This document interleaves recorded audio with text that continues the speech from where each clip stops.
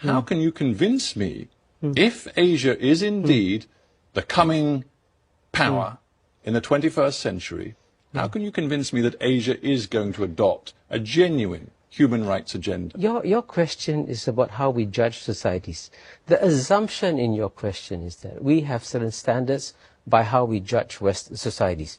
And you're saying that Asia is not getting it, and implicitly the West is getting it. You are obviously completely out of touch with how the world sees the West today. You have no idea how the perception of the West has changed cluelessly.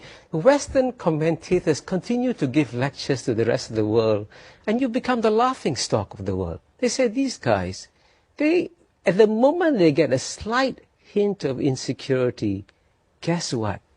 They practice torture, they run away from civil liberties, the European countries allow rendition programs through their air flights. What right do they have to lecture the rest of the world on human rights?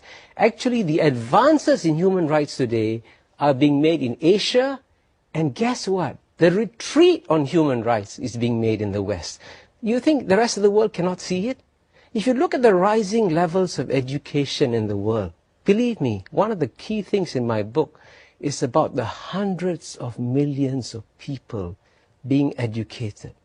And in this much more educated universe, they look at the West and say, come on, when will these guys wake up and see the real world for what it is? See, we are moving forward and you are moving backward. And that's is a huge very difference. Interesting point you made. You seem to believe that in the end it is economic development and increased prosperity that delivers people's freedom, not democratic reform. You write, at the heart of Asia's story is the empowerment of hundreds of millions of individuals.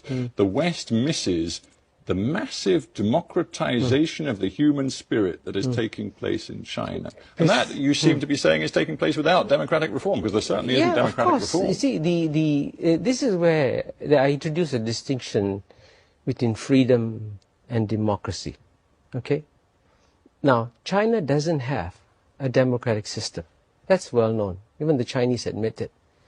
But if you look at it from the point of view of the Chinese people over the last 200 years at their condition, look at it in the 1840s when the British came and said, please, we want to buy your tea.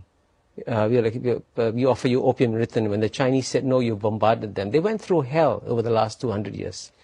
The last 30 years of China's history have been the best they've enjoyed in 200 years. People who could barely get food to eat have choices.